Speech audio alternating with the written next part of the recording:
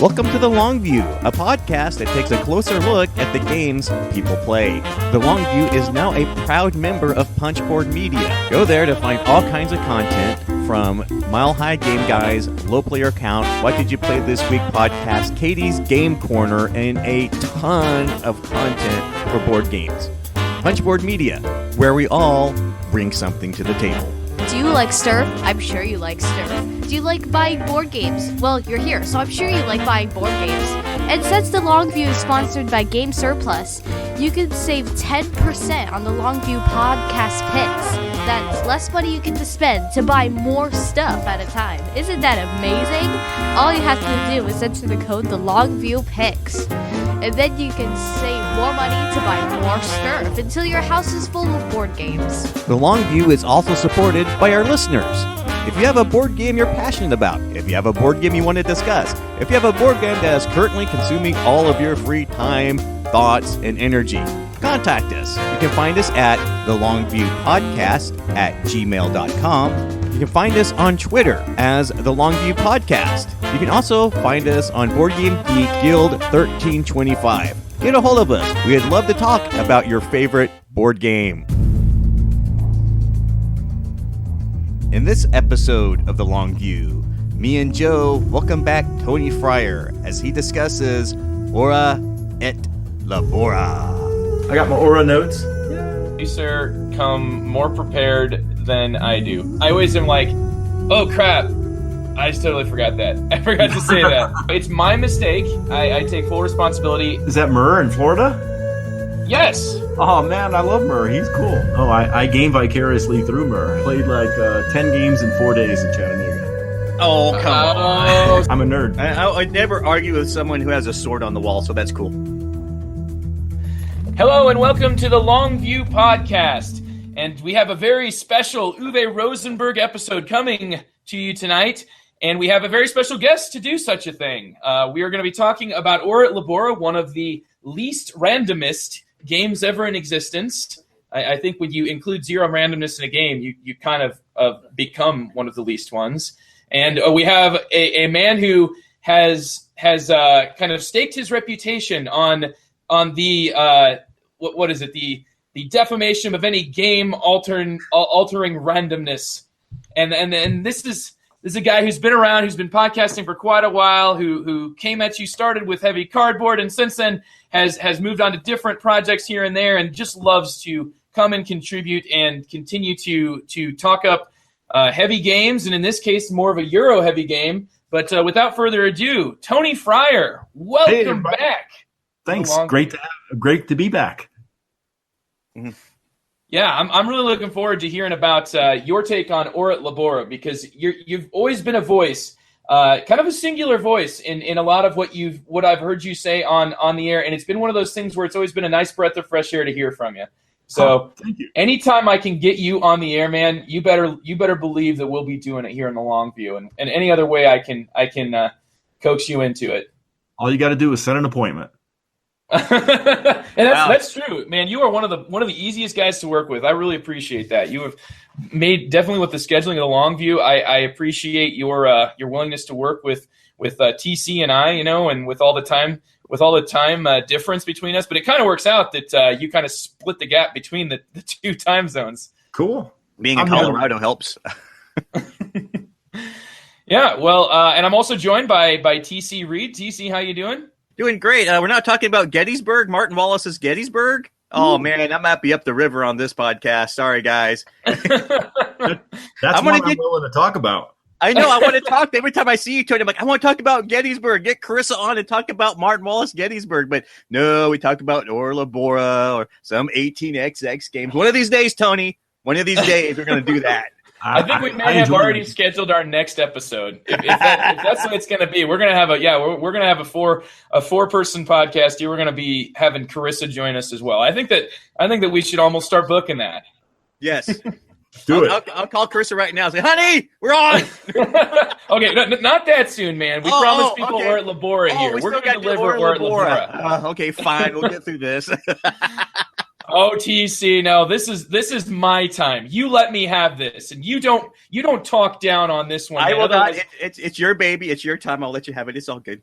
And Tony too. It'd be it'd be a 2-against-1 beatdown, and I am not up for that tonight. I am going to listen about this wonderful, wonderful game. There you go. I think a 2v1 beatdown sounds pretty good already. What do you think, Tony? Absolutely.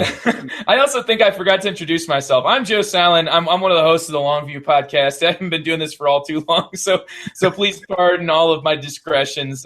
Anyway, this has been an episode that I am very excited for. I know, Tony, I first heard from you about Aura at Labora when you were talking about your favorite Uwe Rosenberg games. It was actually your statements about this game got me interested in picking up my own copy. And at one time, I loved Aura at Labora so much, and you can't say this about all too many games for me, that I owned 2 copies of it. What?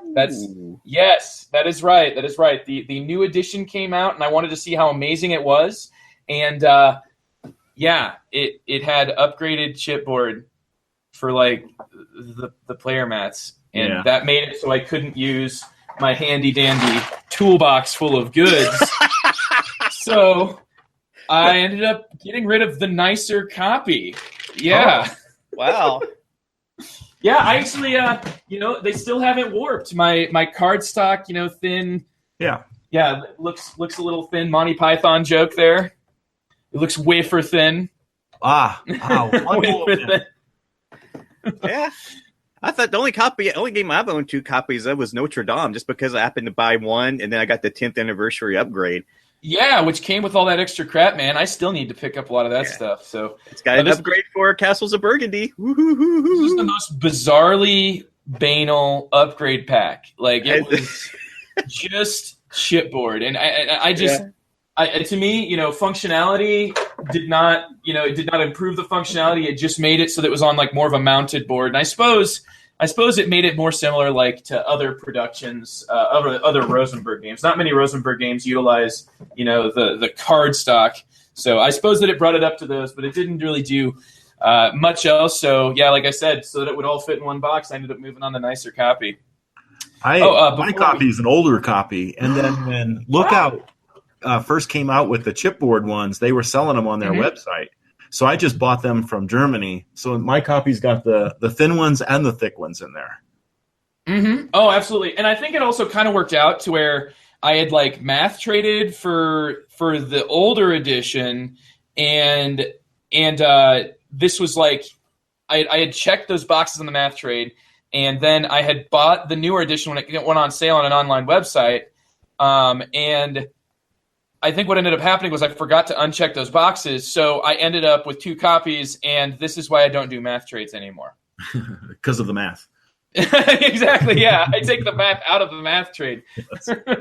Speaking of online game stores, we are sponsored, Longview sponsored by Game Surplus. So check them out, gamesurplus.com. It's an amazing online game store where Carmen, the owner, and just the sole not the sole guy who runs it. It's an industry, but he does an awesome job of tracking down hard to find games, which would be Aura Labora at this time. So I'm not saying that Carmen will be able to to divine a copy, to somehow like conjure you a copy out of thin air. He's not in the art of alchemy, unfortunately, but he certainly can find you some hard to find games, and you should check them out. Gamesurplus.com. One thing about Carmen and Elaine, and they are worthy of support because they are fantastic people. They really, really are. Yes, absolutely. So, I think that since I've been doing this, I've got a shipment coming in, but Carmen has always just gone, he's always done all that he can to track down any game that I'm looking for. And, with podcast picks here, if you search on the podcast picks section of the website, you can actually find a discount, which I'm going to leave it to UTC, please, to make sure that the discount, is it just the Longview? I forget what the coupon code is. I'll have to consult my daughter. She recorded that specifically. It's already been recorded, so you're just going to already slap that in. So you should have already heard that the podcast. Whatever she said should still stand. Mm-hmm. Unless something has changed, which I don't think it has. Yep. So exciting news there. You can get a great discount on an already really, really good price. Check them out, gamesurplus.com. And thanks for letting our listeners know about that, Tony.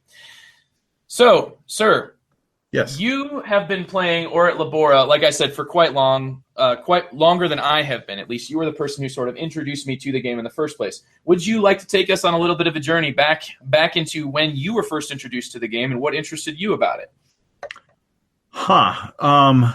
Gosh, that is going back a few years then. The Wayback Machine. Let's go back on the Wayback Machine. The Wayback Machine. Yeah, as I started, enjoying to play heavier games, this was one that was mentioned to me, and bought a copy, started playing it, and just, fell in love with the game.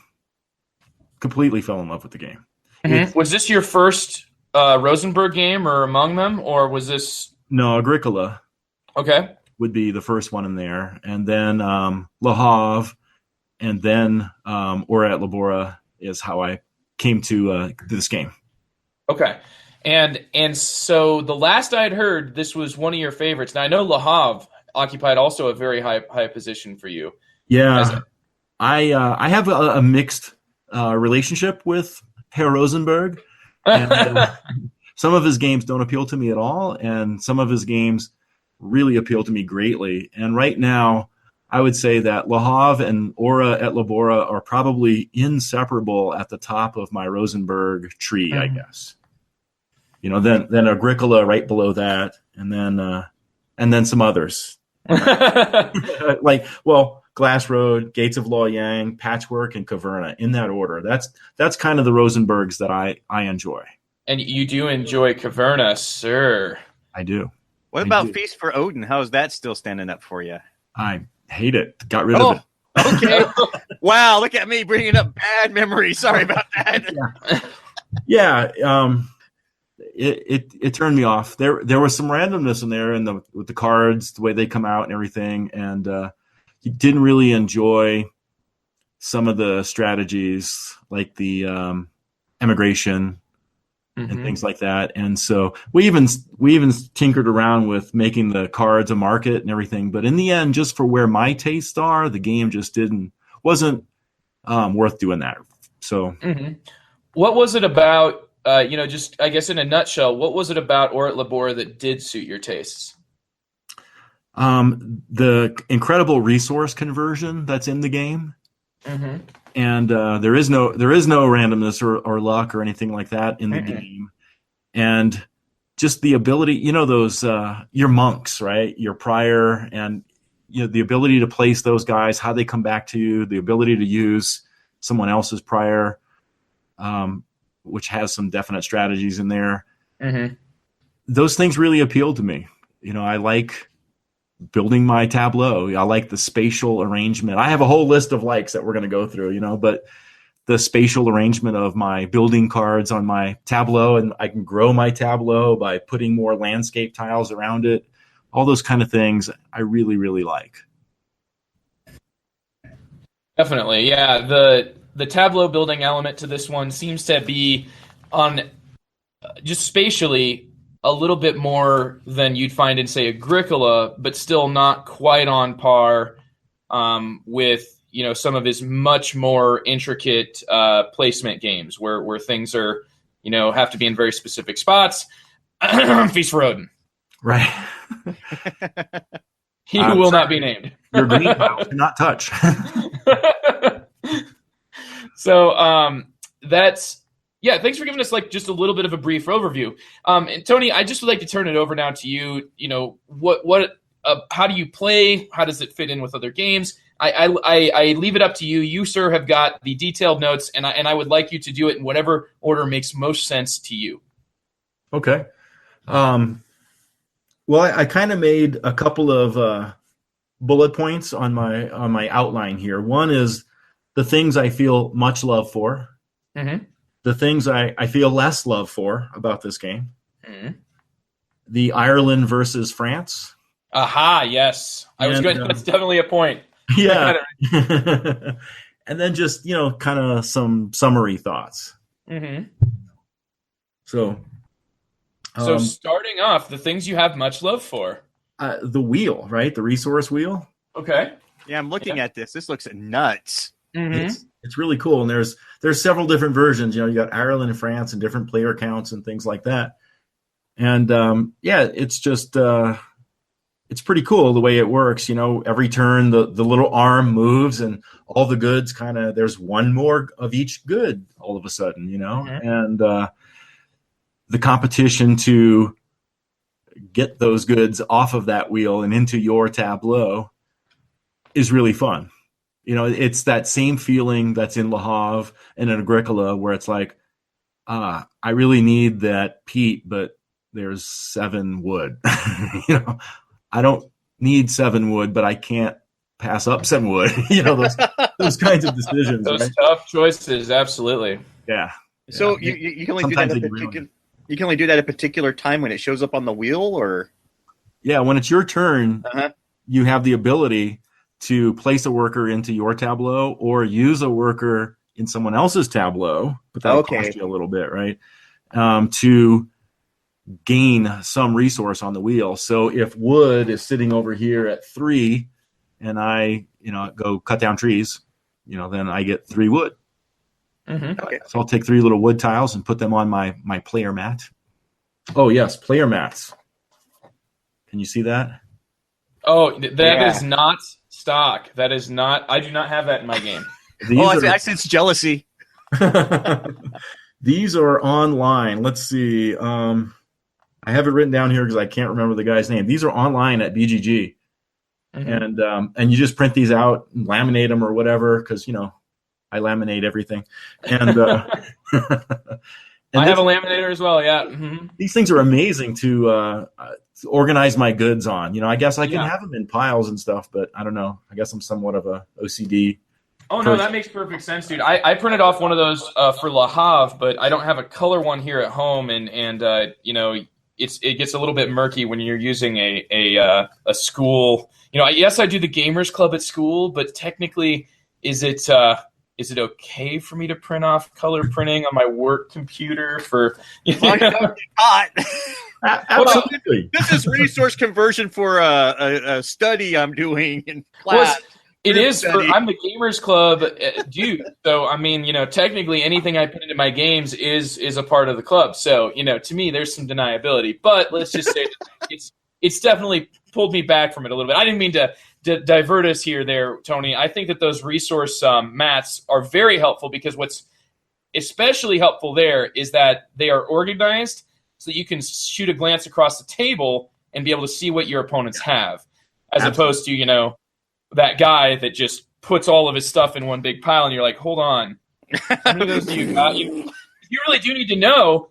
This game, like Tony has said, there's no randomness. It's important, that it's clear how much you have of these things, not just for yourself, but for other players to be able to gauge whether or not you're a threat. Yep.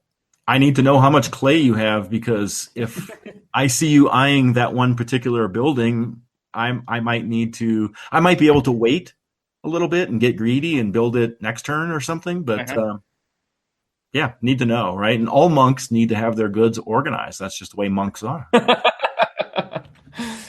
It's the Lorens, Lorens is the name of the BGG user that put those up on there. They're very good. He's got version 2 up there. We touched on the spatial element of the game, and I really love that. I love the way the villages, it's always a struggle to get your villages out there and what you're going to pay to get which one out onto the board. And I love the way that they amplify the points for the guys that are orthogonal to them. Mm-hmm. And again, being able to put the different terrain cards into my tableau so that I can have more room to build. And, your yellow buildings have to be by each other, and the terrain cards have, let's see, I want this long strip, so this side has more wood than peat. This side, you know what I mean? Like, you have to make choices. Yeah, you really do on what, what's going to be on each side of it. You're right. And the first guy to buy one pays a lesser price than the next person to buy one, because as you go through the stack, that, property just keeps getting more expensive, just like in real life, right? Mm-hmm. So I really, really dig the spatial stuff. Any game that's got a good spatial element, I'm probably going to be wanting to check it out. You did mention patchwork, and that's kind of the gig there. Oh yeah, and I love the button economy. The button economy, that's pretty slick. It is like that.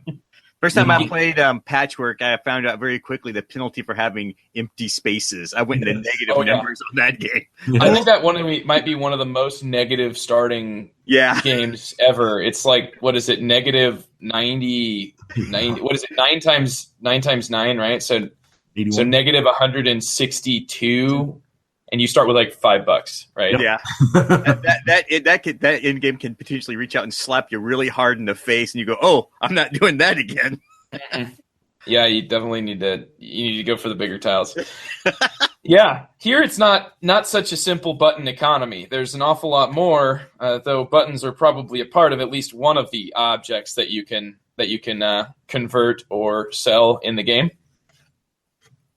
So you'd mentioned you mentioned the spatial aspect here, Tony. Mm-hmm. I guess I don't want to move on yet from things that you love the most, but you did preface with the excellent resource conversion here. So, what exactly about this economy distinguishes it?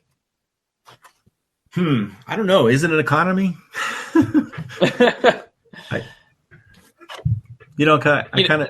I reserve that for money, I guess, in my head. Maybe I'm just defective.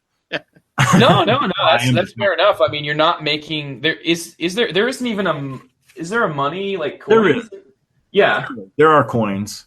Okay. Yeah, that's right, because I'm holding it. This thing costs 8 coins that I got in my hand. So yeah. But yeah, I like the progression of the conversion. So this thing can become this, or I can use it for that, that kind of thing. So like straw, and how things have multiple uses. Straw, it can be used in some of the buildings. It can be used for energy, but it's not really efficient energy. You can wood and charcoal and peat and all those things are much better at energy. I just like those choices because no one thing does only one thing or have only one purpose. Mm-hmm. So you have to, I guess that progression it's like a spider web, Mm-hmm. It's not linear at all. So I enjoy that stuff. It makes me have tough decisions about how I want to spend and handle my resources. Yeah, absolutely. It is more like the resource conversion is consistently challenging you with it. It's almost like every single little piece goes along its own little development track that makes, that forks off at several different points. Absolutely, man. Just to interrupt, how do you win the game? What's the goal here? Points. Is this points, accumulation sir. of points? Okay. Yes. No, you do not just attack each other until you kicked each other into a pulp and one person is the last person left standing over the wreckage. Wow. Okay. Sorry. Asking. I can't be the bonus here, that simple. I'm sorry. Some of the goods that you end up with at some of the fringes of the resource conversion are worth victory points. Okay. Bunches of them too, right? Isn't there? There's like a 30-pointer, right? That they call like a relic. What's it called? The wonders. Yeah, wonders. But the relics are worth points too, Mm-hmm. But it's better to convert them into wonders.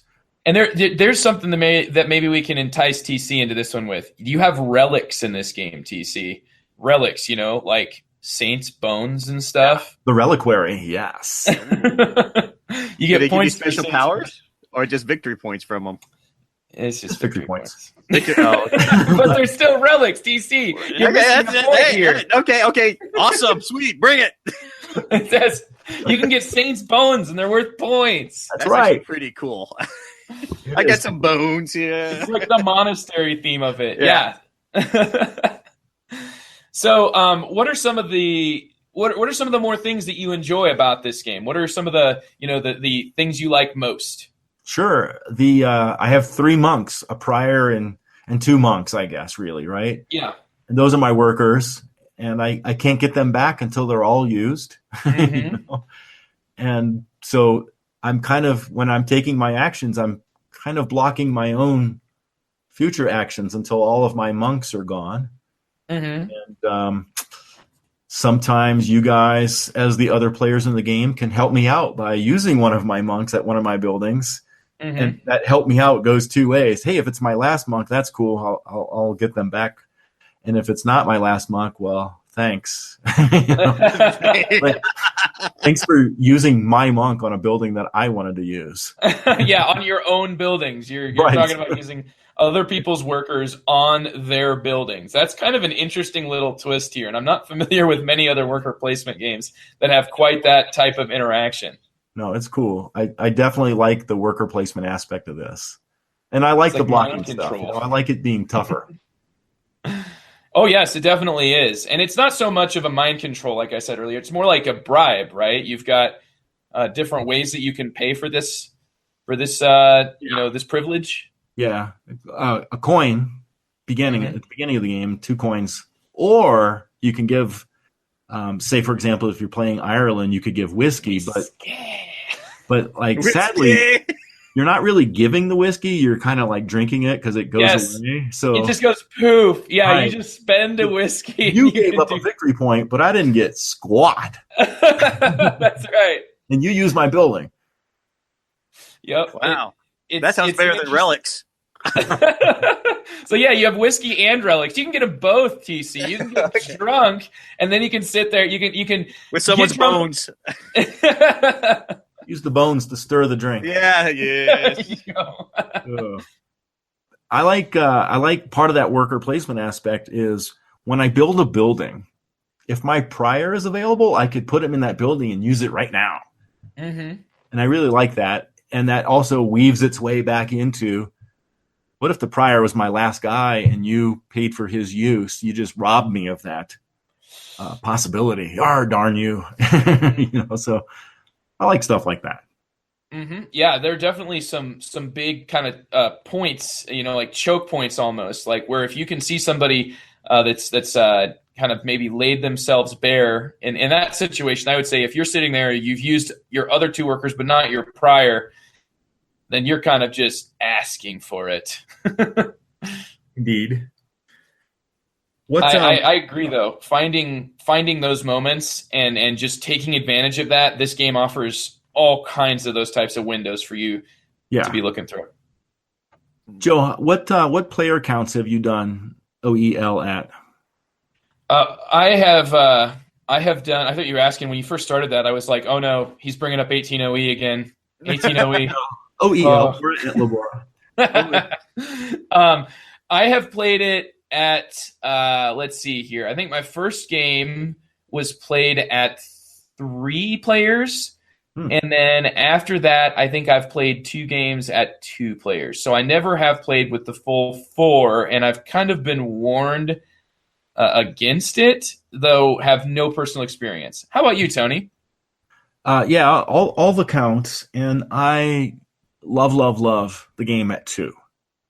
Yeah. It's really tight. There's like 2 different versions of the 2-player game, isn't there? There's kind of a long and a short. Yeah. Well, And there's the full game and the we don't have enough time to play the full game. the long game, yes. The long view. I like to take the long view of Aura at Labora.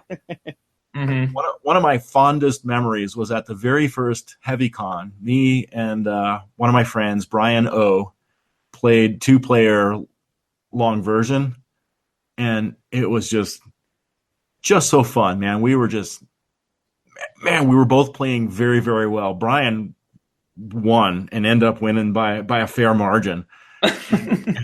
He schooled me. Was whiskey involved? No.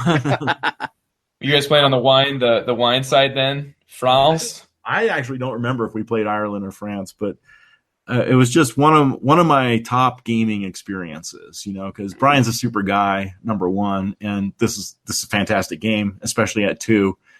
And it was just one of my favorites. And ever since then, I've really been hooked on the 2-player version of this. Mm-hmm. And like you, the 3-player version is also very good.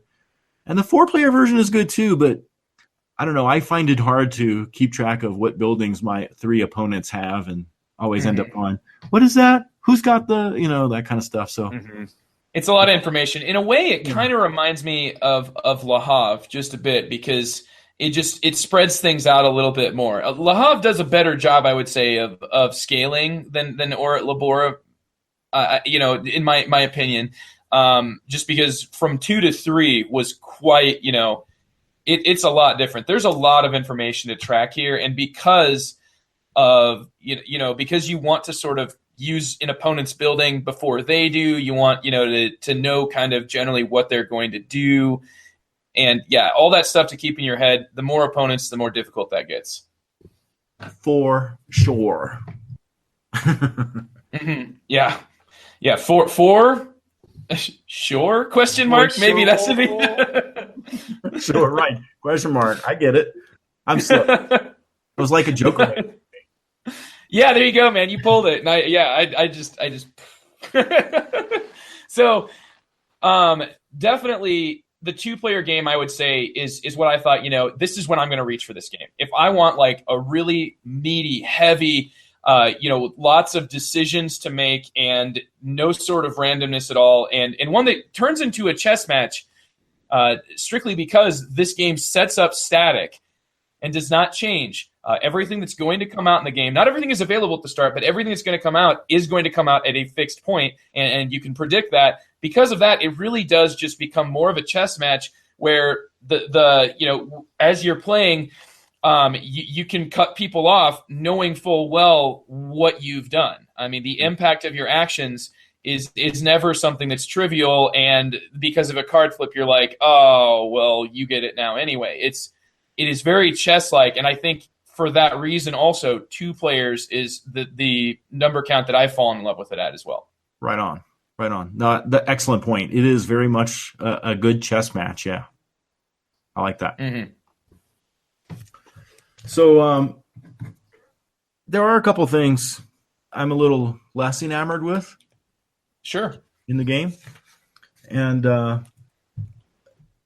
number one is there's only 2 Milus to play in, Ireland and France. Yes. Oh my goodness. I was worried because that's one of my biggest gripes about it. And I was like, I wonder if Tony's going to have like a whole bunch of, no, this is the reason for, because I feel like Uwe Rosenberg went on 2 big vacations, designed a variant of Orat Labora for each, and then moved on with his life. Yeah. And I'm like, no, you got to keep updating this. You got to keep giving me more places, because it's something that keeps me wanting to come back to it. It keeps it, especially with, it keeps it something that I can sell to my even more Cult of the New friends than I am, and I don't want to be Cult of the New. The Longview podcast is not exactly I guarantee you I would rather play this game than half the stuff that's come out this year. Yeah.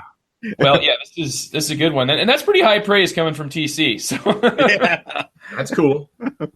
So, like back long time ago, been what couple years now, in my heavy cardboard days, we did an Uwe Rosenberg episode special. Yes, and I remember that. I gave for free to Uwe Rosenberg an idea for a third Milu. It was Russia. Because like they have religion, right? They have the Orthodox Christian faith. They have woods, they have peat, they have grain, they have all that stuff, sheep, right? And here's what else they have: potatoes and caviar.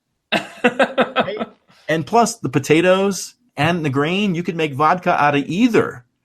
So that's the high level good, vodka, right? Exactly. And here's what I don't understand: there's still no Russia expansion. So what the hell? You're totally right. You've got the wine belt, you've got the whiskey belt, and is beer is one of them too, right? Beer's already in one of these, or am I mistaking it for a different game? No, beer's in there.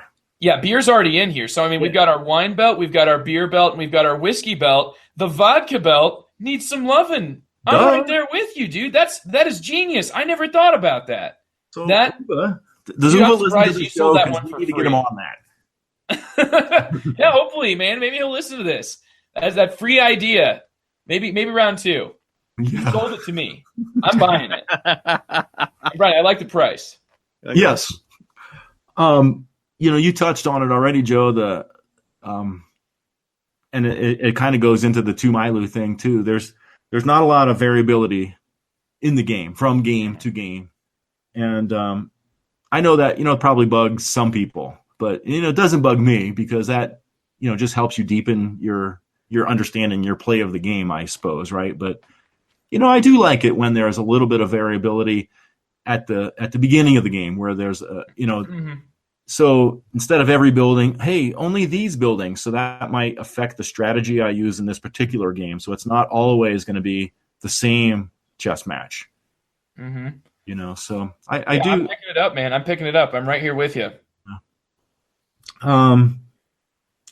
This is another turnoff for some people, and again, not for me, but like the buildings are the buildings, right? That's what they are. So those are the buildings coming out in A and B and C. And, totally static. Yeah, when I heard the game was static, I was like, "Whoa, that's interesting." There's very few Euro games utilize a static setup, especially. I'm not familiar with really any Euro games of this weight that utilize a fully static setup. I can't think of any. I'd have to give that some thought. I'm sure they're out there. As Muir chimed in. Yeah, Mur would know, right? Good old 1,114 Mur.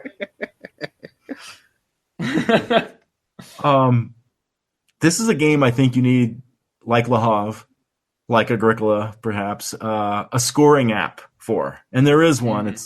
I use one. It's by some guy named Forrest.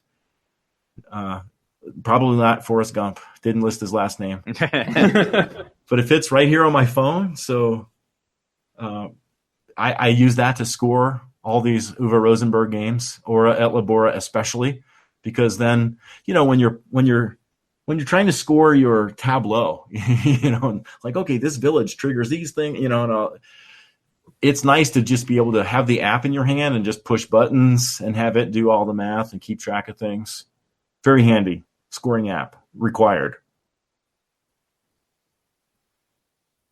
Yeah, for sure. I think that there's just points for everything. And this is one of those higher scoring games. Like Agricola, I guess, I don't know, you're never scoring more 1, 2, or 3, so it's not like I need the app so much to tell me the sum of my points. It's more that I need the app to tell me like about where the breaks are, like did I actually get a point for this extra sheep? Right. Most of the time the answer is no. But I think in this one though, it definitely is, you get points for a lot of different things, and your full scores are going to end up pretty high, especially when you're adding up several different dwellings scoring, right? Or settlements. I'm sorry, they're settlements, right? Yeah. So definitely, yeah. The scoring here does get a little unwieldy, and having an app is a good solution. What about you, Joe? Is there anything that has you looking sideways at the game from time to time?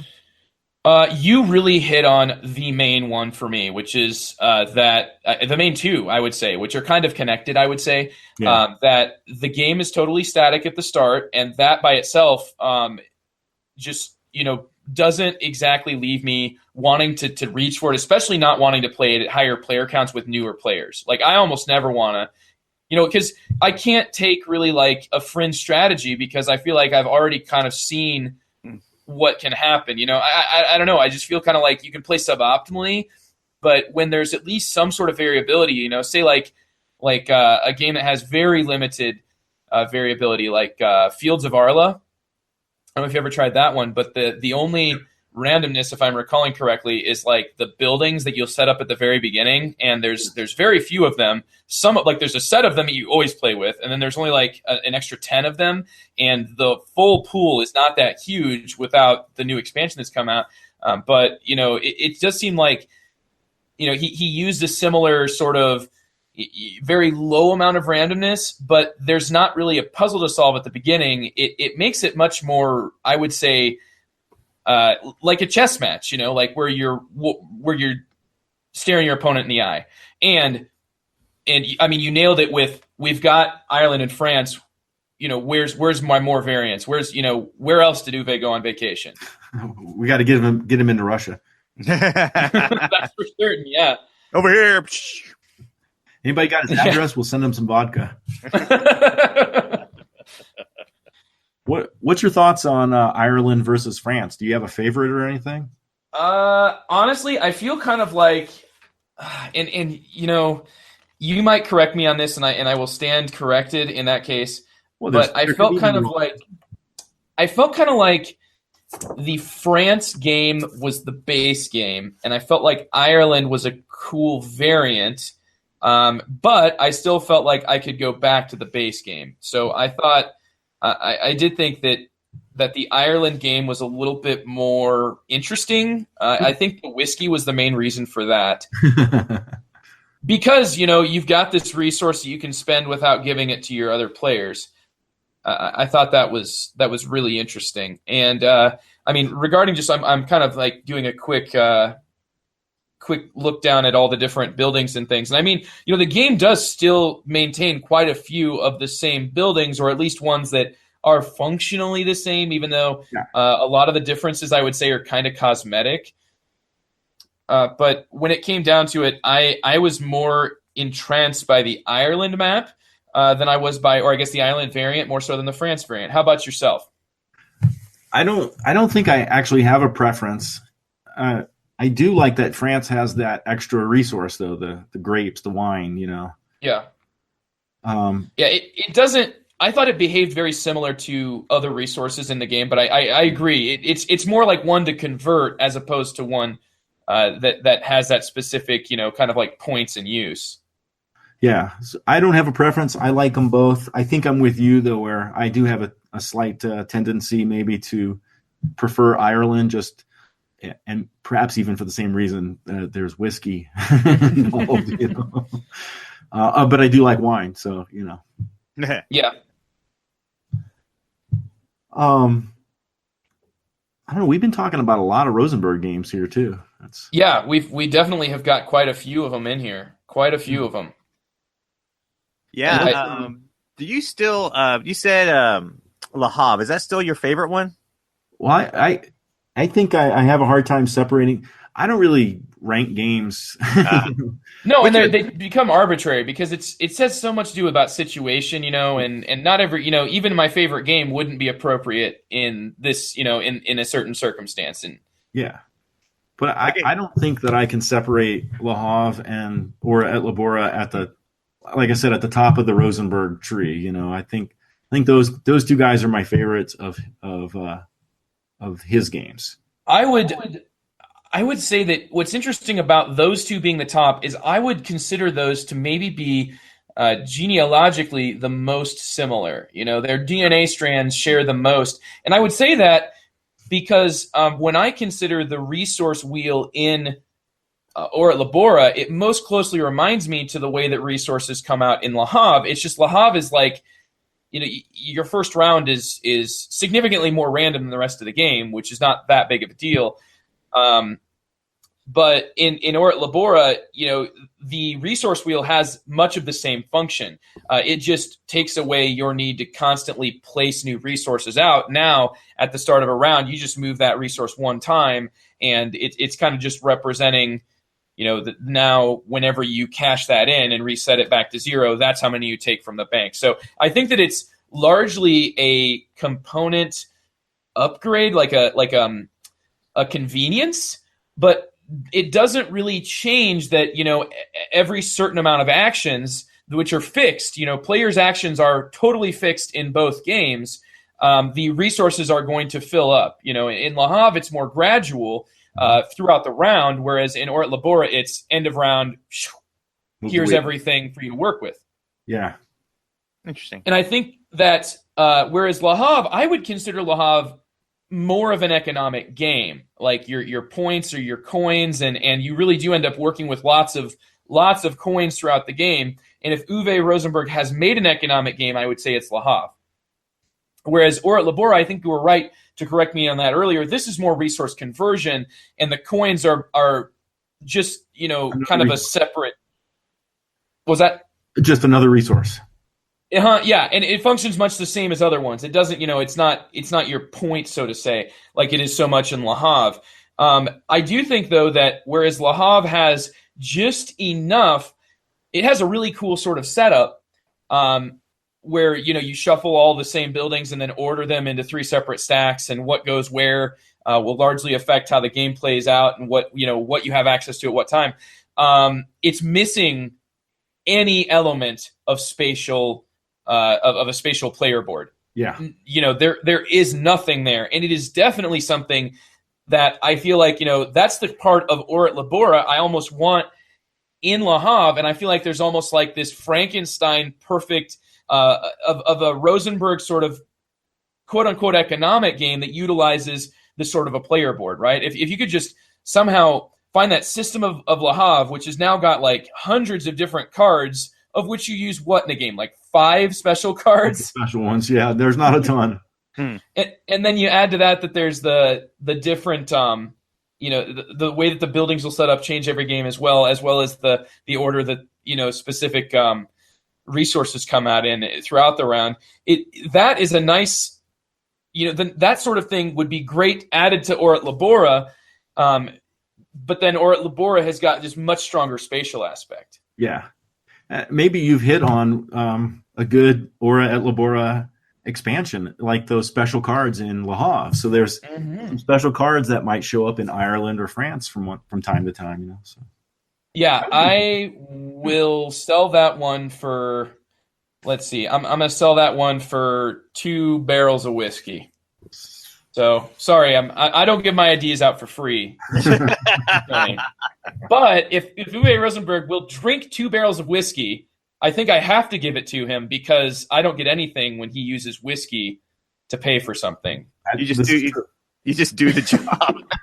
You just got to do it. Yeah. Oh, you drank whiskey. Oh, yeah. I guess I have to do this. We shared the whiskey together. I understand. Yes, we shared it together. Well, that's a really interesting. Just because those 2 games sit at the top of your chart of Rosenberg games, it makes for a really interesting comparison. I like that. You also mentioned Glass Road lower down the list. Yeah. Now, I would say when it comes to a resource wheel, it's the most controversial resource wheel ever because, in Glass Road, it's like, oh, you want that resource?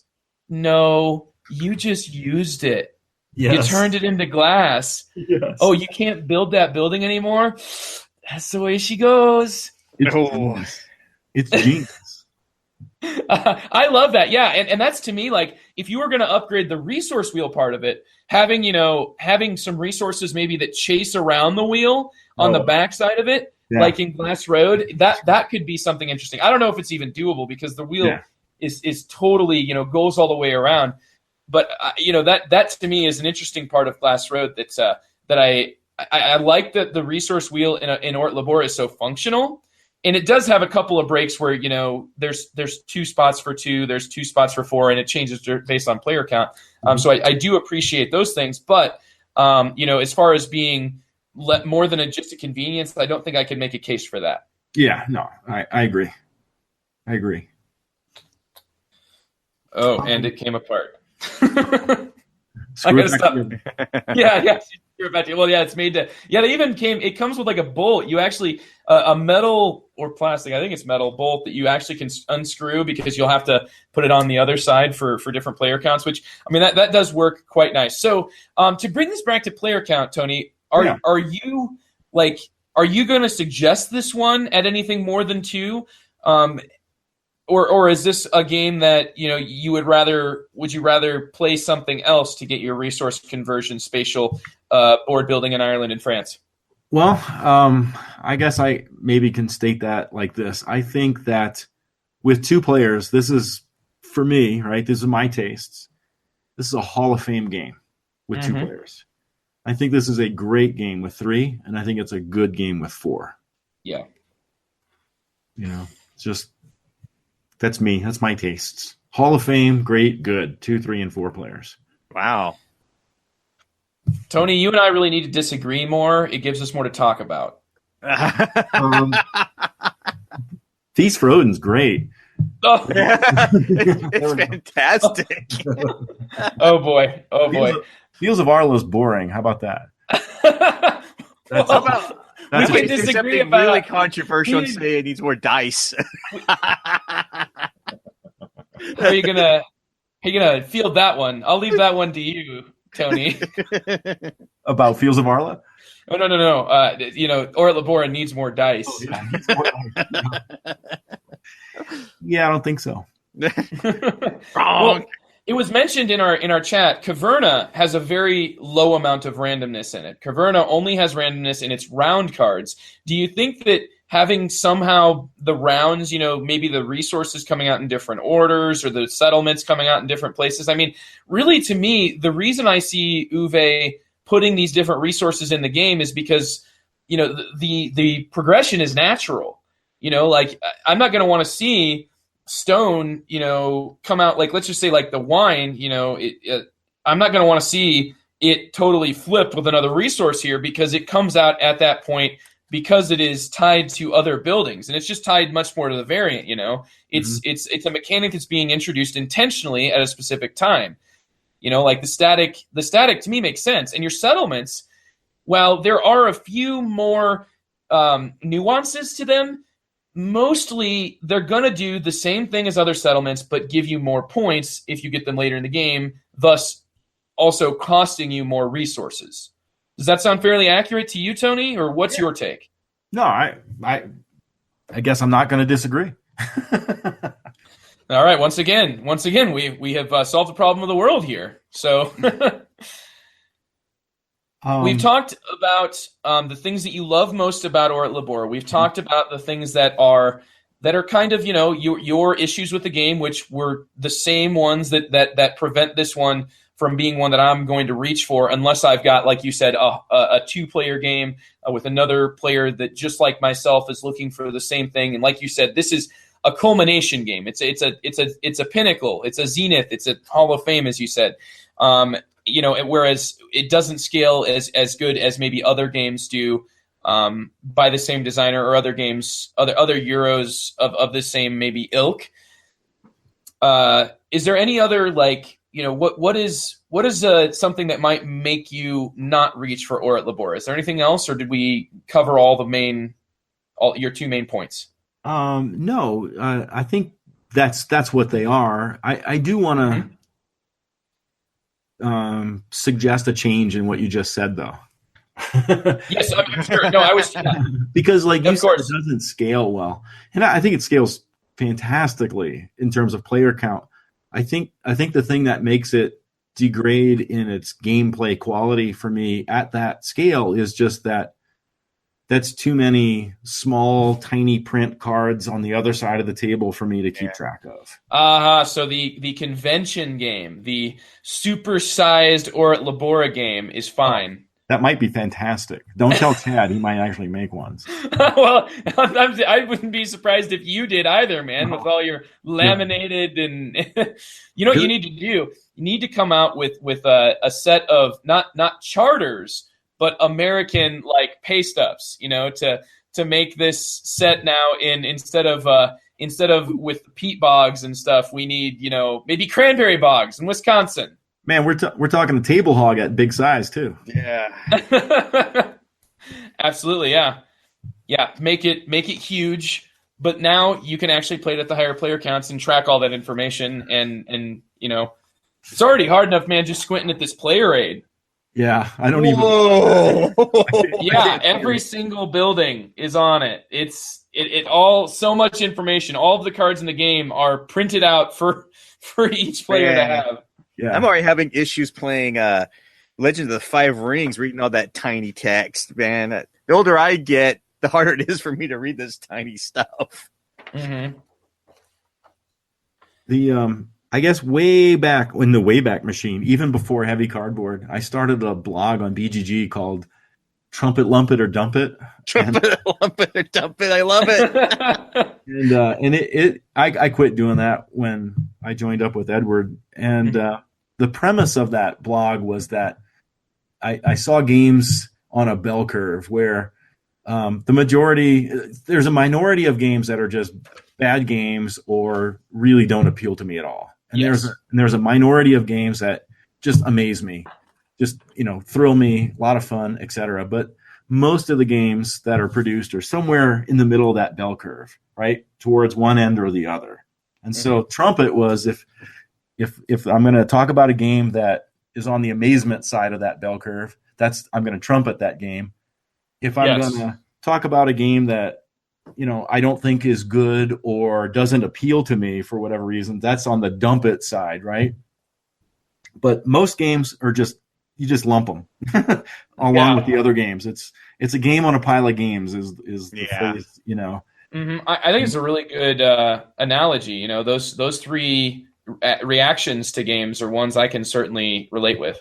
Yeah, this game's a trumpet, right? Like someone wants to play OEL, and I think it was my friend Matt about a month, 6 weeks ago. He's like, I've never played or at Labora, and like that makes my soul sing, man. It's like, okay, great, you want to play it? And it was a 3-player game because Dave was over, and this is a game for trumpeting, and like I said, it makes my soul sing when someone wants to play it or suggests it or says yes when I suggest it. This game is on the small end of that bell curve for me, and hopefully for other folks out there listening. That's a really strong, glowing endorsement. And coming from you, Tony, is especially, I think, the fact that here we have a quote unquote, Euro game, where that's not necessarily, this isn't going to be an 18xx. This is definitely kind of in a different headspace. Would you agree with that? Yeah, it's definitely a different headspace. And, I still love Euro games, though. Never stopped loving them. Sure. Just got addicted to the 18xx thing. And rightfully so, may I add. But I've never stopped playing and loving Euros, and Euros of all weights. Sure. Yeah.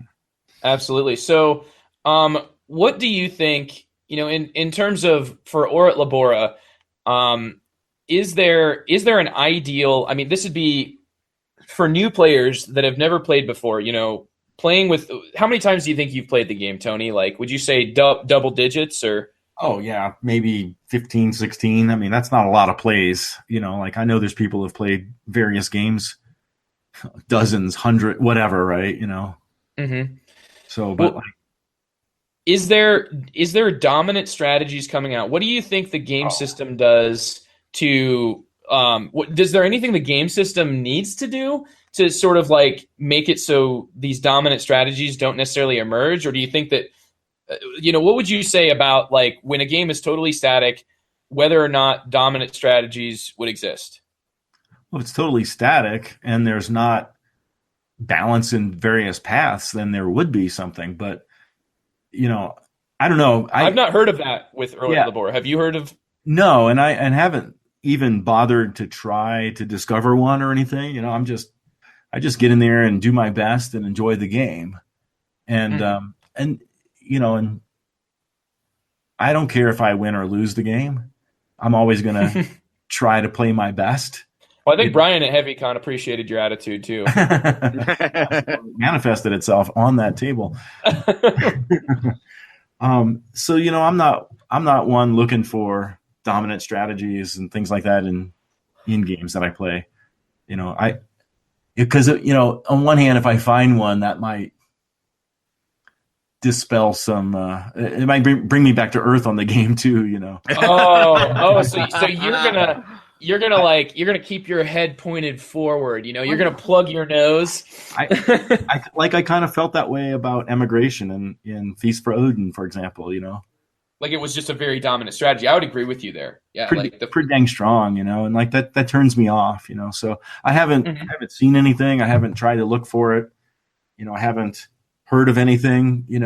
This is one of those games with a lot of pathways, and so you need to you want to get some wonders, those kind of things, right? Here's a dominant strategy.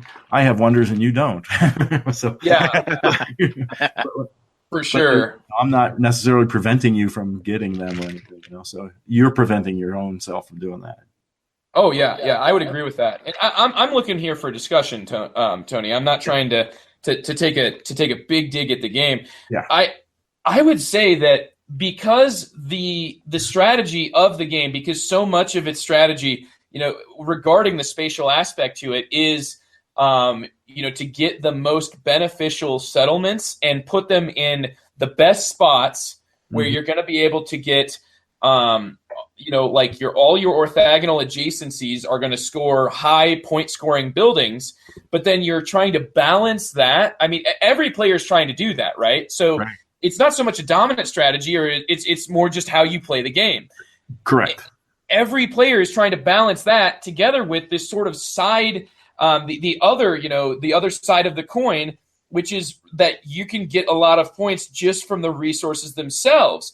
And, do you abandon high-scoring point buildings, and not worry so much about your settlement scoring if you can try to pump out as many high-valued, points tokens, like your wonders and other. There are other ways to score points as well. I mean, here I am holding my toolbox of sorted tokens, and I'm counting. If I'm counting correctly, there is 11 different double-sided tokens in this game. Yeah, that's a Le Havre madness right there. Oh yeah. And I say it's Le Havre turned even further up. I mean, Wow. almost all the resources you could imagine from Le Havre are present, and even more to boot. I guess there's no cows. There's no fish. And there's no fish. I'm wrong. We've debunked this. Okay. No, Don't listen to no. what you hear on What the you're not wrong about is, this is Le Havre amped up, right? In these resources. Mm-hmm. I mean, you've got, like we've already mentioned, the wine. We've got your beer and grain. You have stone, which can just straight up be carved into like decorations, and I forget exactly what they're called, but they're worth points. You've got ornaments. That's right, ornaments. And then you've got I guess a lot of these are the same ones. I'm trying to think, that you could see from Le Havre, but you could also achieve, like straw. One of the biggest and most interesting parts is you've got, like wheat can turn into, what is it? It's can be turned into either, like the thing that you make into beer. That's grain, right? The malt. Malt, that's right. It can be. Was it wheat that turns into malt? And wheat can also, just to give an example of a resource tree that we talked about earlier, wheat can be turned into straw, right? Which is like half of a fuel, which you're using fuel here, just like you would be in Le Havre. But wheat can also be turned into malt, correct? And bread. And bread. Yeah. And flour. Yes. Right. I guess wheat can be turned into flour, and that flour can be turned into bread. Mm-hmm. On the French side, French bread. Yeah, I think it's pronounced baguette. Oui. Yes. And I mean, just that's one example. That's a very robust decision. And Murr was in our chat earlier saying that is the decision he always seems to mess up. That every time he does his straw wheat bread math, he always messes it up a little bit and ends up with a half of a fuel from a straw that you just can't utilize, and one less bread than he needs. So if you like that sort of a decision in your Euros, that should give you an idea of whether or not Le Havre is, or not Le Havre, geez, or at Labora. I don't feel all that bad for saying it. It is kind of similar. Yeah. But so have we touched on all the main points so far? I think for me. Oh. TC. Yes, sir. What has kept you for all this time? What has kept you at such a distance from these types of Euro games? Do you think it's just that the opportunity hasn't arisen, or what is it? What is something a game like this could maybe do to appeal more to you? I think the biggest reason I haven't played this one is just that I haven't had the opportunity to play it. It's out of print at this point. I mean, you can get it on the aftermarket, but it seems to me like every time I want to play a Euro with someone who likes these Rosenberg-style games, Le Havre is always hitting quite a bit.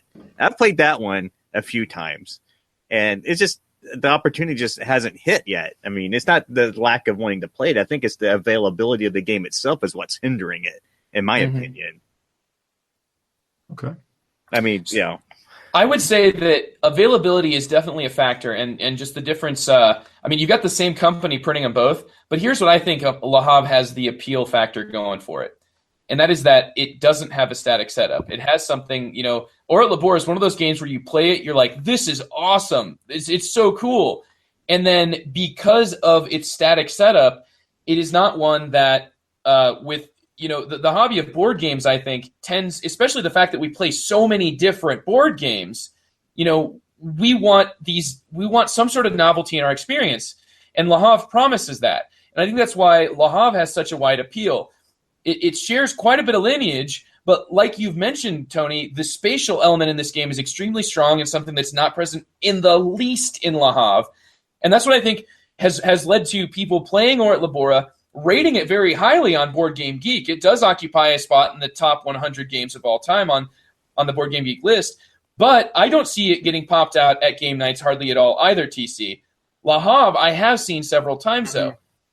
Yeah, I see Le Havre a lot. Usually if I'm like, hey, you want to play a Rosenberg, like it's either Agricula's coming out, Le Havre's coming out.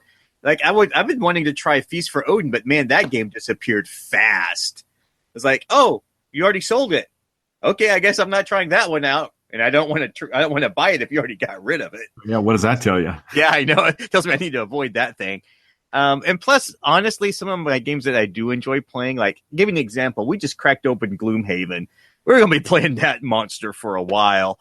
So it seems like the games I'm playing just take forever to learn and forever to play. It's like, and now with L5R, I'm done. It's like, but it's not for lack of asking. It's not for lack of wanting to play it. It just doesn't come out. And so many games have come out this year and the year before. You say, or Labora, like, oh, yeah, I played that one. That's like past tense. I'm like, guys, the game's not that old. It was like 2011. You're treating it like it's ancient history. I'm like, no, Dune from 1979 is an old game. This is not. It's a thoroughly modern feeling game. Yeah. I would say, saying it's old, It's there's definitely different schools of thought. When I play an older Knizia game, there's definitely I would not call this one an old school Euro. Yeah, but it's just that it seems to be the perception nowadays. I don't know if you've run across that, Tony, but it's just like, if it's like over 2 years, it's like an old game. I'm like, holy cow, guys. Really? Yeah. I'm an old man. Stop it. Cult of the New is a real thing. Wow. It's brutal. A game that 2 years old is old nowadays. It's either old or dead. So many games come out.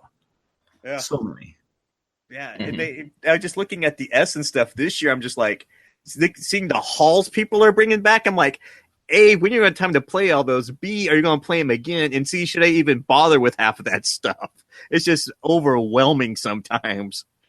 I'm a notorious game renter, so yeah, me too. You too? Yeah. Oh yeah, I'm like, I go to my local store, which is Cloud Cap. I'm like, are you guys going to open that up because I'd like to try it? Oh yeah, okay, I'm going to rent that and I'll bring it back. I'm like, yeah, you can put that back to shrink. If I see a game that I think might interest me, I'll buy it, and if it doesn't interest me, I'll get rid of it. I have one, two, I got a stack right here I need to put on auction. And I'm too lazy to do that kind of stuff. So, oh hey Liam, how's it going?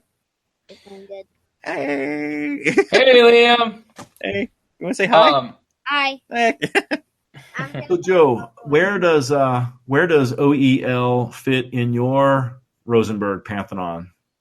Well, much for the same reasons that you played both sides here. You kind of said some of the negatives as well as you said some of the positives, and I would say that the only reason that this falls a bit lower for me than it would for you is because those negatives do, like I admit that when I play this game and the fact that it's just nothing changes at the beginning, nothing that I can sit down and be like, okay, what's going to be different this game? It's that to me is something that I really do value in a game. And that's why there are very few static setup games that I go to. And I think the fact that I like this one at all says, just speaks to its virtues.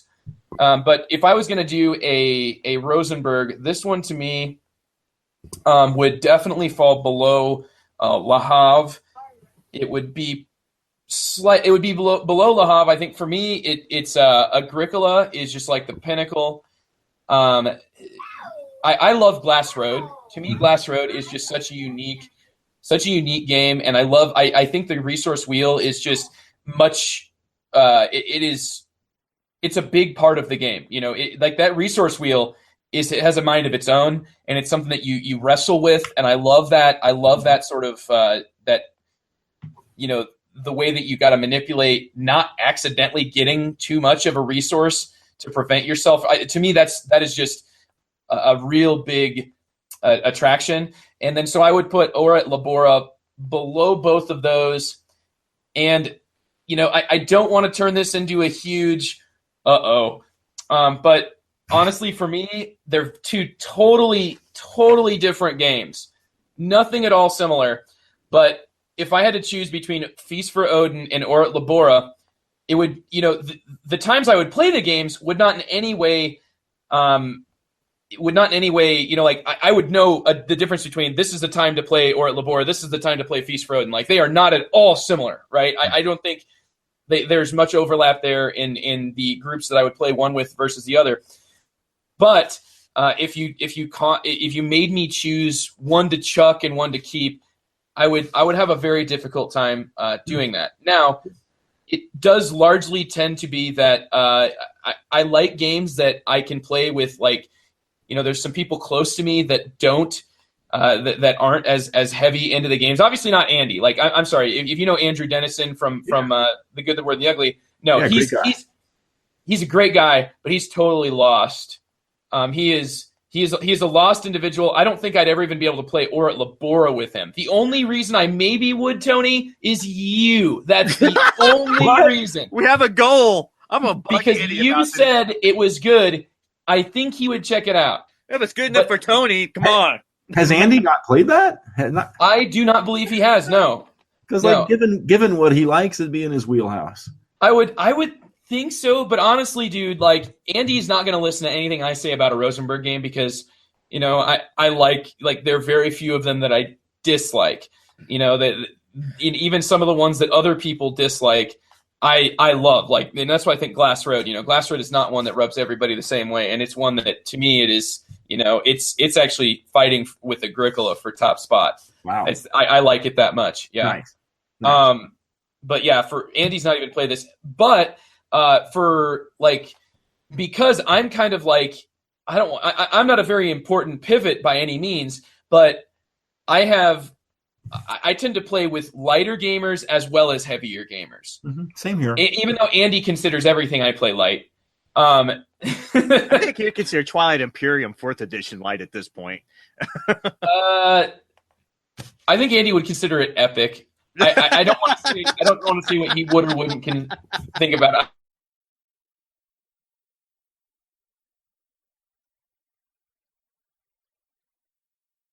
Goosey games, as you said.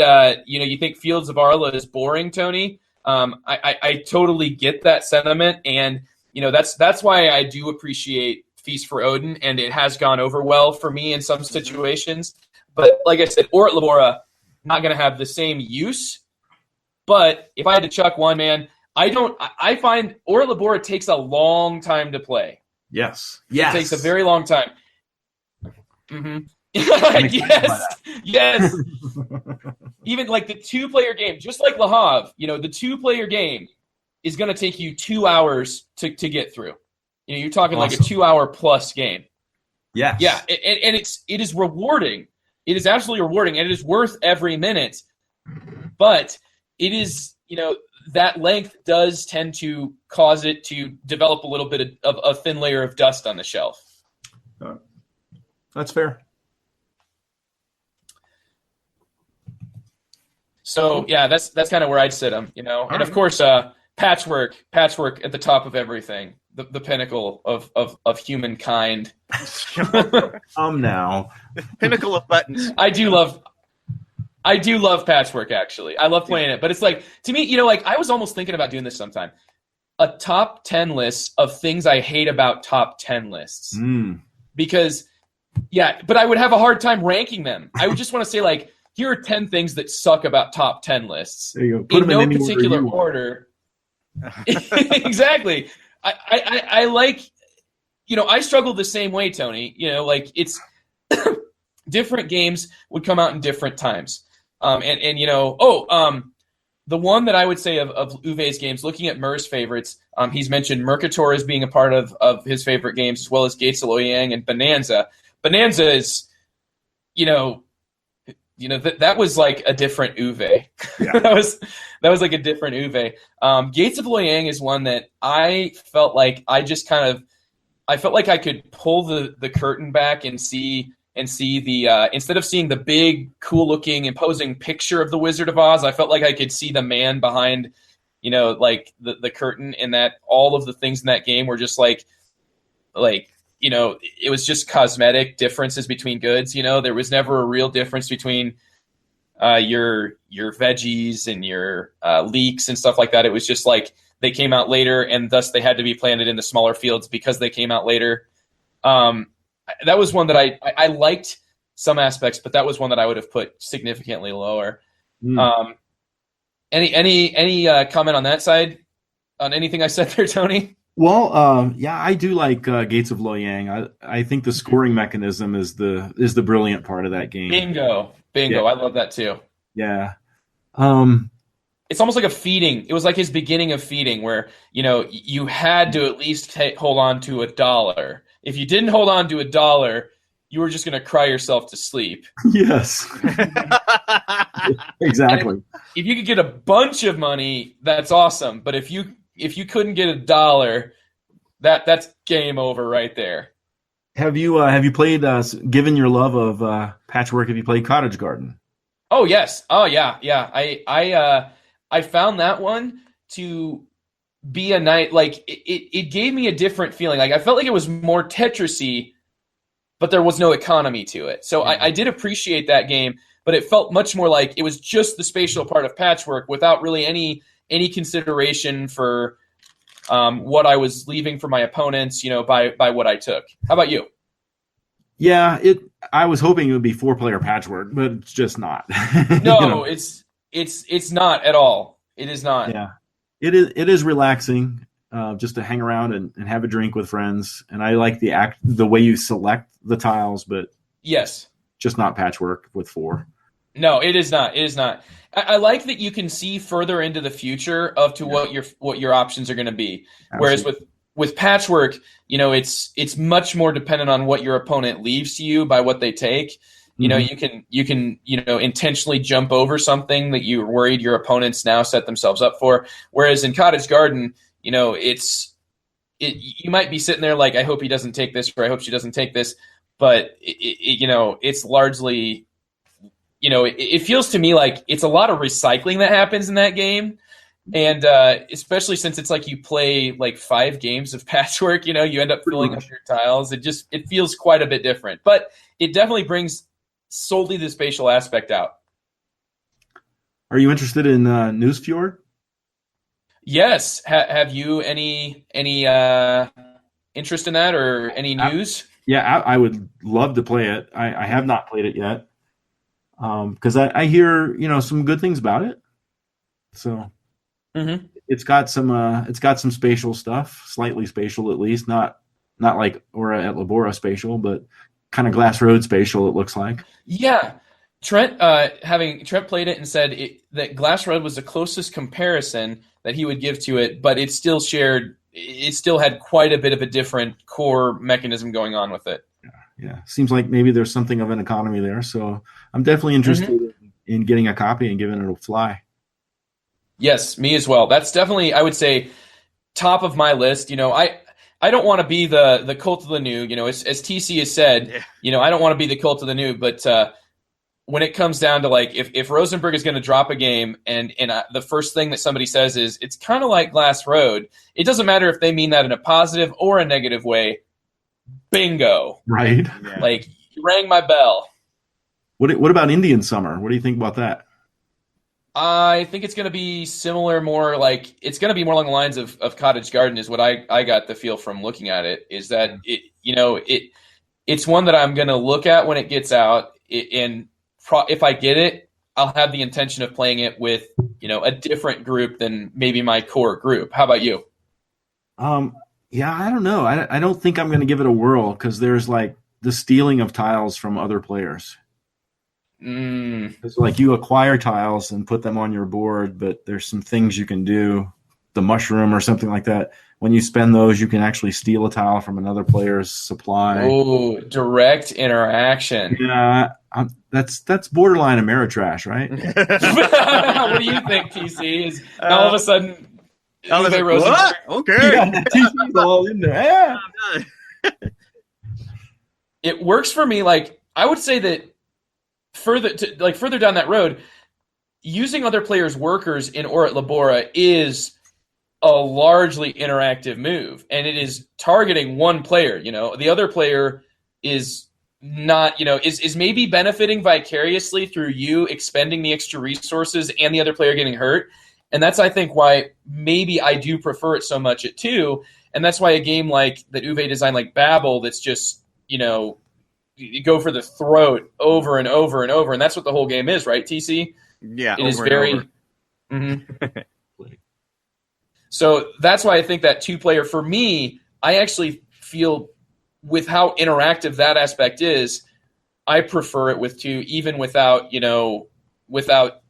the added inconvenience of a larger footprint and smaller and the same 4-point font.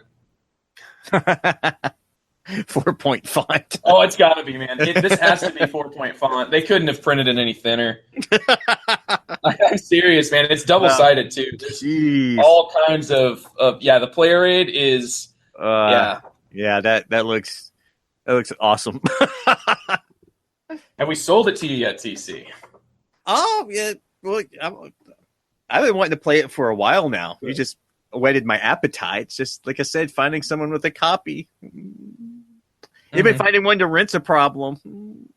Yeah. No, I feel you, man. And that's honestly, that's kind of like Z-Man woes as a Eurogamer.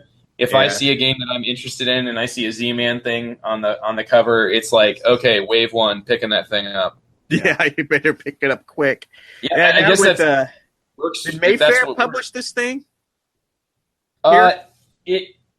It maybe would have eventually made it to Mayfair because it does look like a Lookout game, but it's a Lookout game, but it's back before Lookout was exclusively Mayfair, and so not a Mayfair game, unfortunately. But maybe that won't be such a bad thing, considering that Mayfair may or may not. Yeah, I'm wondering how that's going to affect availability in the future. Yeah. They may or may not fare well. Yeah, no kidding. That's true. May or may not. There you go. That was what was on the tip there. Thank you so much. You pulled the pin earlier. This was me. Yeah, you got the grenade. It's a hot potato. Definitely. So, would you suggest players? What is the ideal player of or at Labora? Is this just? Would you suggest this to anybody, new players? Tony, do you have a different total attitude towards introducing new folks to games, or would you suggest a different game to sort of prep them for this? I tend to think about the person and what I know they like and I consider those things when I'm trying to introduce people to games, unless, of course, it's a total random stranger at a con or something, and then you got nothing to go on. You can tell them about the game and see if they like it or not, But so for this, there's games, I call them Robin games and non-Robin games. That's my wife. And like her tastes are varied. She likes some heavier games and some not, and this is definitely not a Robin game. So I probably wouldn't introduce this to anybody necessarily. I'd have to know something about what they like. Mm-hmm. Yeah, it's not a Caroline game. Cottage Garden is a Caroline game. I can almost guarantee it wouldn't be a Carissa game either. No, but Carissa is quite a different. Like a Carissa game does not mean the same. I think that Robin and Caroline games probably share a similar, like she likes. Yeah, Carissa is a war gamer. Yeah, she's like, Ooh, do we nice. shoot at each other? I'm like, yeah, I'm in. Is it the American Revolution? Yeah, I'm in. Nice job, sir. Good. In You fact, married well. we're still bludgeoning our way through Empire of the Sun. We are really enjoying that thing, but that is a monster. Yeah. That's very cool. Yeah. And Our my- retirement game's going to be Paths of Glory. We're going to be sitting at a retirement home playing that 24/7. It's hard getting a read on my wife sometimes because she likes Splendor and she likes Craftsman. You know, those are like opposite sides, and it's things in the middle. It's a tough read sometimes, but I know there's certain mechanics and things that I know she gets into, and others that she doesn't. So, I think a lot of it tends on, you know, Caroline can sometimes pick up that wind of inspiration from something, you know, and a lot of it has to do with theme, but she liked Fields of Arla. So she liked Fields of Arla and Cottage Garden. Thus, maybe, Tony, as per your definitions, Caroline likes boring games. well, yeah. It would seem. But she, you know, there was elements about Fields of Arla that, you know, she was able to pick up, and yeah, I agree though, you know, that there's kind of some outliers, but for the most part, if a game's going to go over a half an hour to an hour, I would hesitate to suggest it to her, and especially any direct interaction. And Caroline's going to be like, yeah, there is no direct interaction in that game. No. My sheep. Yeah. Yeah, and if there is any direct interaction, we don't play that. Yeah. You know, we don't. No, same. We aren't. Yeah. Like, Wow. like with the Indian Summer, right? If I took one of her tiles, that would be hell to pay. Oh yeah, what I've tried to do, because I want to be able to at least play with it if it's a part of a game. So I try to like kind of like almost like force her into a role where she has to take something from me or attack me. And I did that once with Santorini. You know, just like this simple 10 minute abstract game, and you get these special abilities, and one of them is called, I think, like Baya or something like that. I forget, but it's one where you can actually like remove an opponent's worker, and I kept trying to get her to take that one, you know, so that she would be able to attack me, and she just wouldn't, though. You know, she's like, I'd rather not play this game. Wow. You know, That's kind of the exact opposite, though. The last game I played with Chris that I really enjoyed was Fields of Despair. Oh, and geez. I was Germany, and I was dealing with the Eastern Front, and she found the weakness in my line, and she smashed through it, and that was all on the rebound after that, and she was giggling the whole time. I like that girl. Yeah. Like, oh, crap. What do I do now? I got to regroup, and hidden blocks. Oh, this game's awesome. I think, Tony, that you're going to get to meet her, you know. I think, spoiler alert, we're going to talk about Gettysburg all together. Awesome. Yeah, she really likes that Martin Wallace Gettysburg. That's a top game. And that was such a bizarre way to get that game. I was like, oh, it's only $20. Turns out it was like a super limited run. Yeah. And we played the crap out of it, and I tore the board up. I'm like, oh, I could have gotten a lot of money for that game. Yeah. Oh, well. The command and control mechanism is, I guess I'm using this word a lot now, genius. Yeah. And you can put your tank, your cannons on a hill, and even just firing them like reveals their location. And oh, that game's so cool. Yeah. It's so cool. The little dudes on the map. Oh, they're so cool. Meeples with keppies. Yeah. Oh, this one's nailed. This is a kneeling one. He's a cavalry, and he can like drag the cannon around. And oh, yeah, we'll talk about that another day. But we love that game. It's such a shame it's so hard to find. Yeah. And the Waterloo version.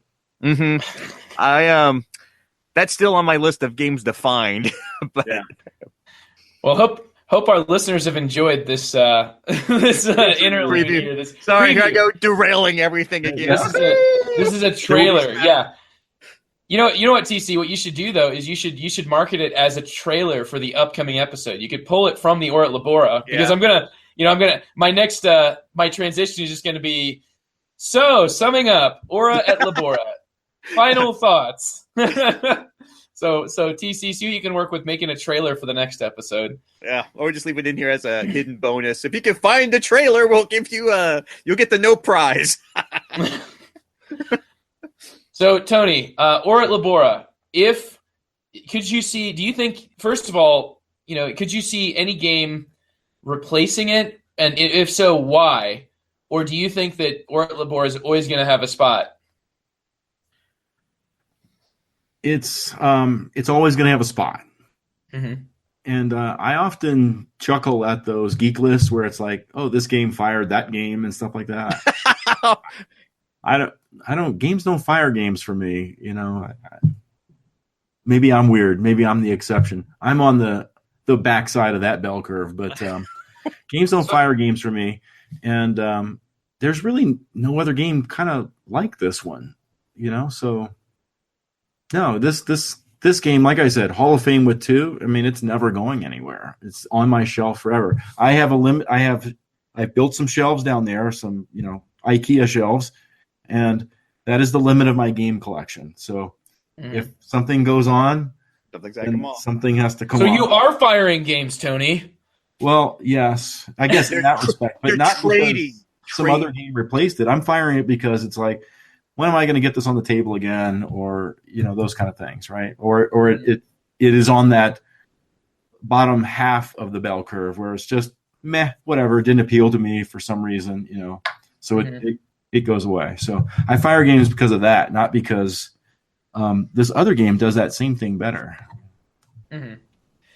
I would agree with you, and I would say that I don't think we're going to see an Or at Labora replacement. I'm not sitting on the edge of my seat expecting Uwe Rosenberg to come back to this system. I feel like he's departed almost entirely from this potentially golden age of his design, and now we're seeing a different Uwe Rosenberg, an Uwe Rosenberg that's more trying to bring, I think, game systems that depict kind of quotidian themes, but do so in a very intricate way, in a very well-developed way. But now I think we're seeing, as opposed to this tight, difficult system that, you can really, heavily interact with other players in a really interesting way and novel way. I don't think we're seeing that so much. I think we're seeing largely, I do my thing, you do your thing, sandboxy style games coming from Uwe Rosenberg. And I think that it's, in a way, it's the newer games still have a place for me, but they in no way are looking to fire, quote unquote, this game. Because I think for me, it does happen frequently where I play a game and I'm like, after I played this, I can't imagine going and playing this game just because I'm looking for the same thing in both. And it's not as, I read those lists and I'm shocked a lot of times by some of the comparisons that those folks draw. A lot of them are solely thematic, so they'll be like, this is my Dungeons and Dragons themed game or something like that, and it's like, it seems so arbitrary to me, because for me, my brain sorts it into gameplay, right. And that's not always the case. So that's why I don't think we see a replacement. Yeah. Uwe's games are becoming a lot more open too. More sandboxy. One of those firing comparisons is like Caverna and Agricola. I saw when Caverna came out, I saw a lot of like, oh, this fires Agricola for me and everything. Like, and I can kind of see those comparisons because in a lot of ways there's a lot of similarities between those games, right? Mm-hmm. But I guess one doesn't fire the other for me because they both give me a different level of a different kind of fun, I guess. Agricola is more thinky fun, and Caverna is just more fun or something. You know what I mean? Like, you did not, Tony. You did not just drop the F-bomb.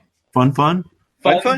You used fun to describe fun. It's a different. It's a different feeling I get from the two games, even though it's like the nice way of saying, like empty fun, almost like shallow fun. That's what I interpret, because if you can't think of a better word for it, that's what it means. Well, it's not that because it's not empty or shallow. No, well, I just think like I'm sorry, Tony. I don't want to cut you off there. That's Keep going. Keep going. Digging a hole, digging a hole. I'm going to dig a sort of hole. holes. And here's why, Tony. Because it's we did an episode on the Good, the Boring, and the Ugly called The F Word, and it was just all about fun. It was all about fun. And I've had people tell me, I've had a former co-host and a good friend of mine who's told me like that I don't understand fun. That it's something where like I just don't get fun, and it's this game is fun. It's like, no, you can't just say, I like this game, it's fun, it's a good game. All of those things are just like, it's a fun game. I think that when it comes down to it, is it that you appreciate this game more as an exercise in moving bits around a board and evoking a certain like idea in your head? Or is it that you're enjoying it from a strategic or tactical competitive vantage point? That's what I've interpreted as. Yeah, and I guess with both of those two specific games, I find them both to be enjoyable in their strategic, competitive aspect. But one is definitely more challenging to play, and I like that. It's kind of like the place and time thing. Like Agricola has a place and time, and for me, Caverna has a place and time, and group as well. Is this similar to your comparison maybe between Patchwork and Cottage Garden? Oh yeah, sure.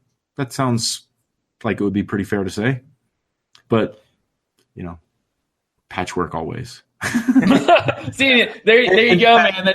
Patchwork is fun. That's I think what we've done here though is we've seen a different. Like for me, like Caverna to me is like it just it's I think I taste that it's like it's like just it's a ugh. When I play Caverna, I can multitask. When I play Agricola, I have to only play Agricola. Well, I would posit that the really next high level of playing in Caverna is actually more interactive, even so than Agricola, because it involves predicting chains of supply that your opponent is going for and cutting them off at the knees, because every single building is available at the beginning.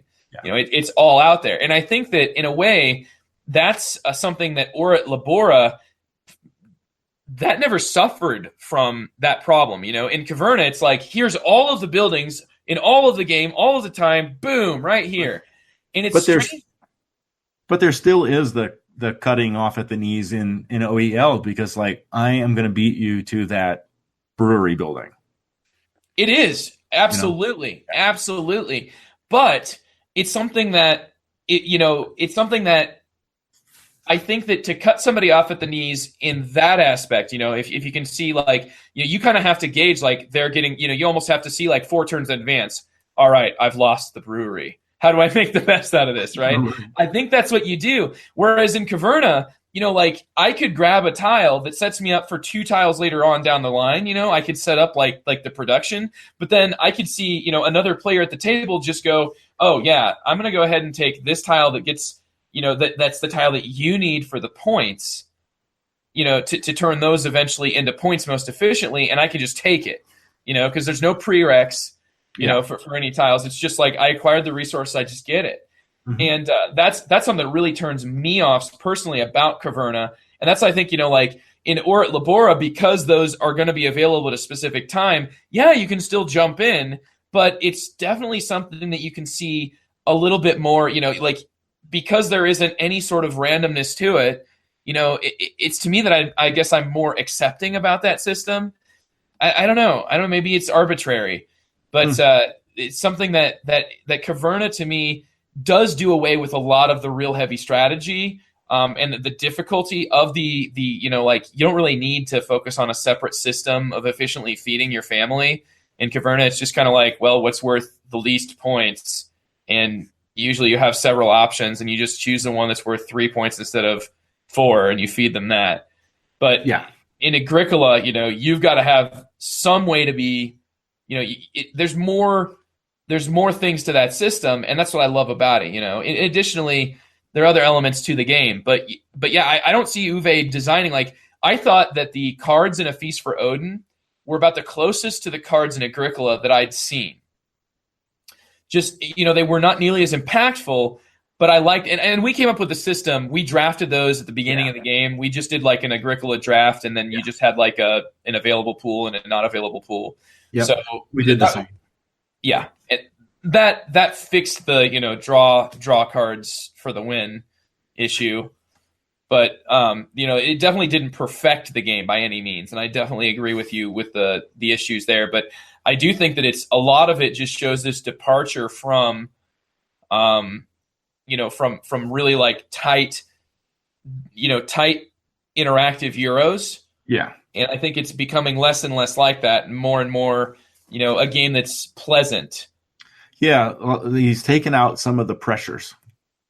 Mm-hmm. Yes, exactly. Like feeding in Agricola and Le Havre. And there's no feeding at Labora, but I feel like purchasing the settlements, because it costs food and energy, that it's kind of like feeding, because you have a pressure to get those settlements out, so you need to stock up on your food. So it's kind of like a feeding mechanism. Yeah, I agree. There's a lot of different ways that you can, but yeah, the fact that you're not, you're never at any point having to feed in or at Labora. However, like just everything then is focused into like what's the most points, and what's going to best take advantage of the settlements that are out there, the board that I've got in front of me. How am I going to jump on that board at the right time? What's up?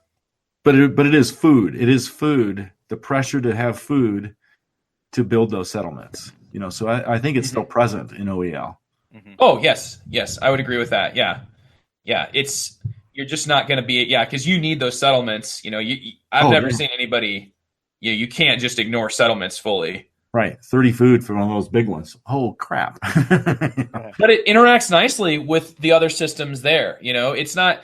I mean, I would say even a game like Agricola, there isn't a ton of interaction between your ranching and your farming side of the game. Even though those are kind of like the two quote unquote strategies that people identify, I wouldn't so much say that. I mean, there's not really a difference like there is in between your resource conversion for points versus your settlement scoring for points. But they are very interlocked, and that's what's really beautiful about the system. Cool.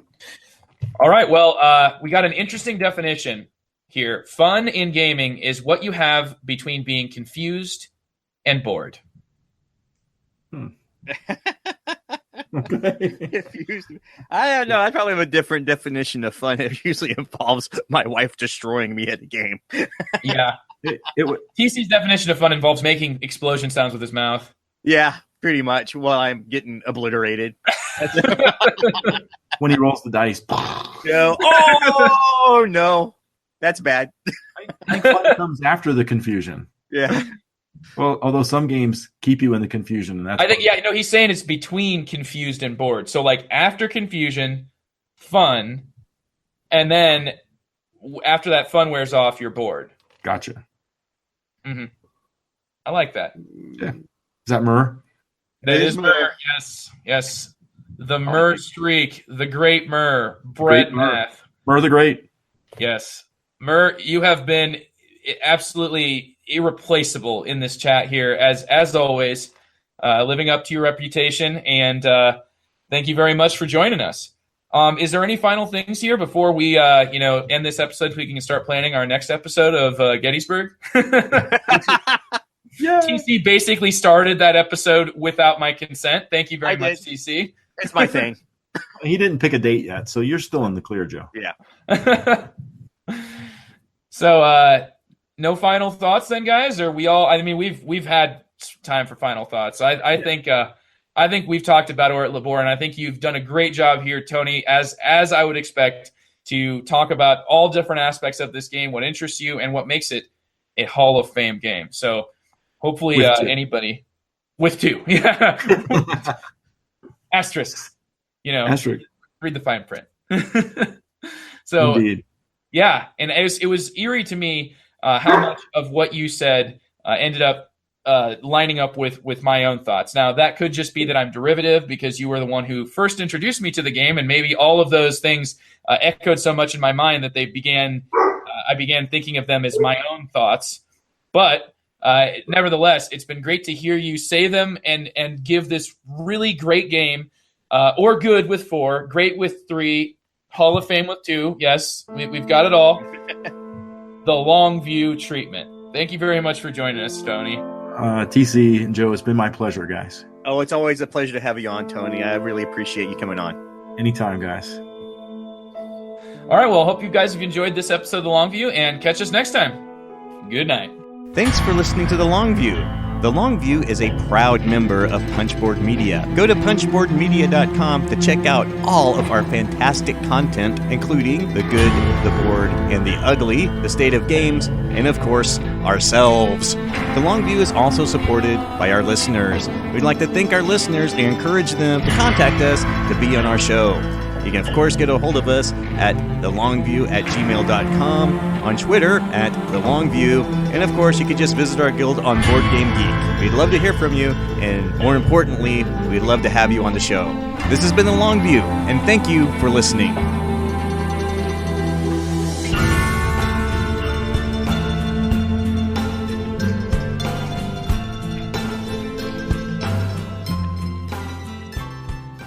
I will not be pushed, filed, stamped, indexed, briefed, debriefed, or numbered. My life is my own.